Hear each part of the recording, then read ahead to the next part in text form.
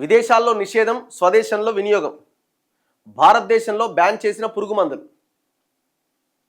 విదేశాల్లో ఎప్పుడో నిషేధించిన అత్యంత ప్రమాదకరమైన రసాయనాలు, పురుగు మందులు మన దేశం పొలాల్లో విచక్షణారహితంగా వాడుతున్నారు. వియత్నాం యుద్ధంలో శత్రువుల స్థావరాలను, అడవులను పూర్తిగా నాశనం చేయడానికి వాడిన భయంకరమైన రసాయనాలు భారతీయ మార్కెట్లో విచ్చలవిడిగా దొరుకుతున్నాయట. మొన్నదాకా గడ్డి మందు కూడా అంతే కదా, ఎన్ని ప్రాణాలు పోయినాయో దానివల్ల. తీసేయర్రా మొన్న మధ్య చేసినట్టున్నారు. ఇట్లాంటి క్రిమిసంహారక మందులు పొలాల్లో వీటిని చల్లడం వల్ల ఏమవుతున్నది, భూసారం కూడా తగ్గిపోతున్నది. సో మళ్ళీ ఆ పంట పండాలంటే మళ్ళీ ఇష్టం వచ్చినట్టుగా క్రిమిసంహారక మందులు, ఈ పెస్టిసైడ్స్ వాడితే తప్ప పంట పండని పరిస్థితి.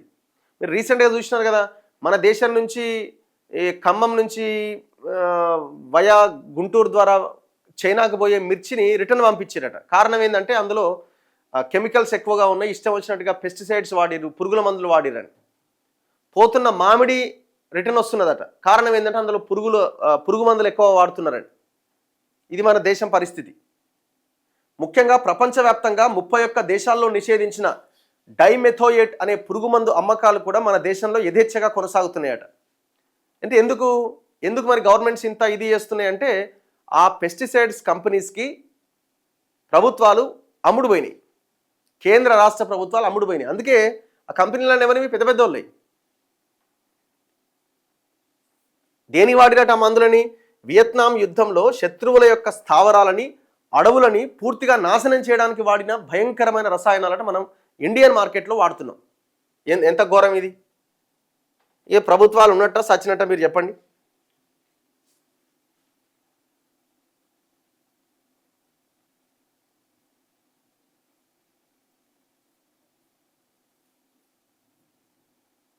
ఇక్కడ చూడండి, ప్రపంచ దేశాల్లో బ్యాన్ చేసిన పురుగు మందులు, భారత్లో యథేచ్ఛగా వాడకం, డిఎన్ఏ డ్యామేజ్ చేసే డైమెథోయేట్ సైతమట.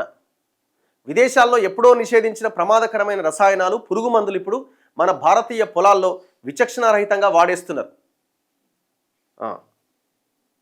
అడవులను పూర్తిగా నాశనం చేయడానికి గతంలో వియత్నాం యుద్ధంలో అమెరికా వాడిన ఏజెంట్ ఆరెంజ్లోని ముఖ్యమైన భాగమైన బయో ఆయుధం ఏజెంట్ ఆరెంజ్లోని ముఖ్యమైన భాగమైన 2,4-D హెర్బిసైడ్ ఇందులో ఒకటి. దీంతోపాటు ప్రపంచవ్యాప్తంగా దాదాపు 74 దేశాలు తీవ్రమైన అనారోగ్య సమస్యల కారణంగా నిషేధించిన పారాక్వాట్ అనే గడ్డి మందు, అలాగే ప్రపంచ ఆరోగ్య సంస్థ క్యాన్సర్ కారకంగా గుర్తించిన గ్లైఫోసేట్ వంటి రసాయనాలు ఇవాళ భారతీయ మార్కెట్లో ఎటువంటి ఆంక్షలు లేకుండా లీగల్గా దొరుకుతున్నాయి. ఈ కెమికల్స్ను పంటలకు కొట్టినప్పుడు వాటి ద్వారా నేరుగా మన పల్లెంలోకి, ఆ పైన మన శరీరాల్లోకి చేరుతూ ప్రజారోగ్యాన్ని తీవ్రంగా దెబ్బతీస్తున్నాయి. ఇప్పటికే దేశంలో క్యాన్సర్ కేసులు వేగంగా పెరుగుతున్నాయి. క్యాన్సర్ కారకాలుగా గుర్తించిన ఇటువంటి ప్రమాదకర కెమికల్స్ వాడకాన్ని నియంత్రించకపోవడం దేశ ప్రజల ప్రాణాలతో చెలగాటమాడమే.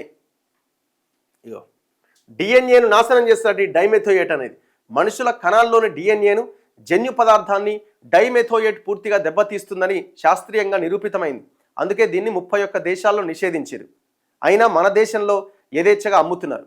రెండో ప్రపంచ యుద్ధ కాలంలో తయారు చేసిన నెర్వ్ గ్యాస్ల సూత్రాల ఆధారంగా ఈ రసాయనాన్ని తయారు చేస్తారు. పంటలపైన దీన్ని పిచికారీ చేసిన తర్వాత గాలితో చర్య జరిపి ఓమెథోయేట్ అనే మరో పదార్థంగా ఇది మారుతుంది. ఇది అసలు మందు కంటే 10 రెట్లు ఎక్కువగా విషపూరితమైంది. పైగా ఇది సిస్టమిక్ పురుగు మందు కావడం వల్ల ఇది మొక్క కేవలం పైపైన మాత్రమే కాకుండా కాయ, పండు లోపలి కణజాలాల్లోకి కూడా పూర్తిగా ఇంకిపోతుందట. దీనివల్ల మార్కెట్ నుంచి తెచ్చిన కూరగాయలను కేవలం నీటితో కడగడం ద్వారా లేదా పైన పొట్టు తీసేయడం ద్వారా ఈ విషాన్ని తొలగించడం సాధ్యం కాదు. మనం ఎంత శుభ్రం చేసినా ఆ రసాయన అవశేషాలు ఆహారంతో పాటు మన కడుపులోకి పోతాయి తిన్న తర్వాత. ఎంత ఘోరం ఇది అసలు!